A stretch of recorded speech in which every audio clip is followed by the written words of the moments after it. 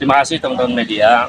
Pertama bahwa kami menyelenggarakan peringatan reformasi 26 tahun ini karena kami menyadari bahwa 26 tahun yang lalu kita berada di jalanan dengan berbagai represi yang sangat luar biasa. Ada pentungan, ada gas air mata. Bahkan ada di antara kawan kami yang kemudian ditembak mati. Kami kemudian merefleksikan situasi itu dalam konteks hari ini, karena pada saat itu kita punya cita-cita besar, kita punya mimpi besar, bahwa setelah 25 tahun itu, sekarang bulan masuk ke 26, kita bisa menikmati satu demokrasi yang berkualitas. Tetapi hari ini, demokrasi kita memburuk. Bahkan ya indeks demokrasi kita berada pada posisi yang oleh The Economist disebut sebagai flawed democracy. Demokrasi yang cacat. Dan cacatnya makin parah karena kemudian kekuasaan dengan seluruh instrumennya mempraktekkan kekuasaan yang mengabaikan etika, mengabaikan undang-undang, memanipulasi undang-undang, bahkan kemudian juga memanipulasi Undang-Undang Dasar 45.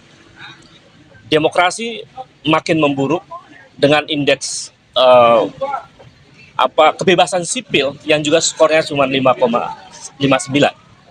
Nah, tidak hanya itu, kami juga dulu bercita-cita agar bangsa ini setelah 25 tahun lebih itu memasuki episode yang praktek kekuasaan dan pemerintahnya menjalankan good governance dan clean government.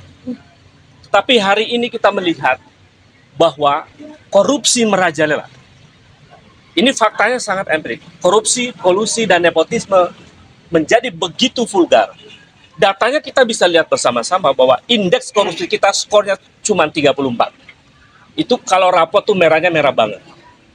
Itu cita-cita kedua diantaranya, kita ingin agar KKN diberantas dan hadir pemerintahan yang bersih.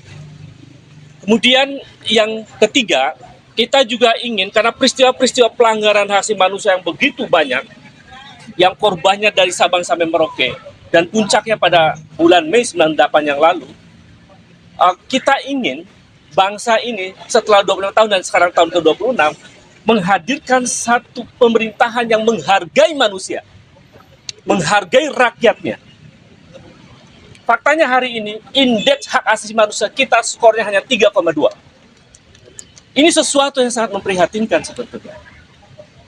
Jadi dari sisi demokrasi kita memburuk, dari sisi korupsi, kolusi, nepotisme merajalela, dari sisi hak asasi manusia juga memburuk. Dari sisi ekonomi kita stagnan. Angka pertumbuhan ekonomi kita stagnan hanya 5%. Angka kemiskinan bertambah, bahkan generasi Z, ada 9,9 juta anak generasi Z pengangguran. Ini kan persoalan yang sangat serius. Di saat yang sama, pengangguran begitu makin bertambah dan biaya pendidikan juga sekarang makin melonjak. Uang kuliah tunggal hampir tidak bisa dikontrol oleh kekuasaan, kampus-kampus menaikkan harga uang kuliahnya. Dan di saat yang sama, masyarakat sedang mengalami penderitaan. Jadi kondisi ekonomi yang makin memburuk, ditambah lagi kemudian harga kebutuhan pokok kemudian makin melonjak, ini persoalan yang sangat serius. Jadi setidaknya agenda-agenda penting itu, dari soal demokrasi, dari soal korupsi nepotisme, dari soal hak asasi manusia, sampai soal ekonomi, semuanya rapotnya kami menyatakan ini merah. Karena kami menyelami bagaimana rakyat mengalami penderitaan. Jangan lagi kemudian kekuasaan membohongi publik bahwa kondisi bangsa saat ini sesuai sedang dalam kondisi yang tidak baik-baik saja.